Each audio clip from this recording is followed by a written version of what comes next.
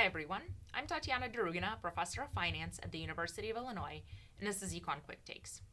When people talk about immigration and the economy, the conversation often focuses on one question. Do immigrants take jobs from native-born workers? It's a reasonable question. More workers can mean more competition. But the economics of immigration is much more complex and in many ways more positive than that.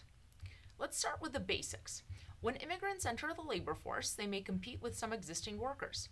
They may also make existing workers more productive, but I'll leave that discussion for another time. What I want to highlight today is that immigrants also do two other things. First, they produce goods and services, and second, they consume them.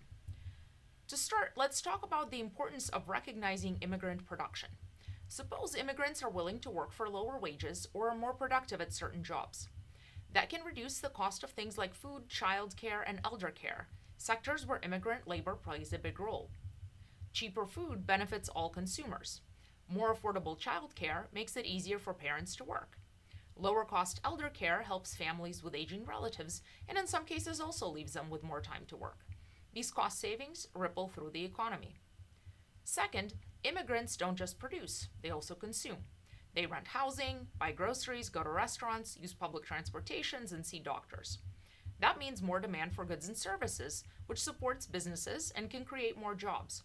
So while immigration increases the supply of labor, it also increases the demand for it. This is one reason why some studies find that immigration has little to no negative effect on average wages, and in some cases may even raise them. It's also worth noting that immigration tends to increase innovation. Many immigrants start businesses, contribute to scientific research, and file patents at higher rates than native-born citizens. That boosts productivity and long-term growth, benefiting a large number of people. Of course, some natives lose from immigration on net.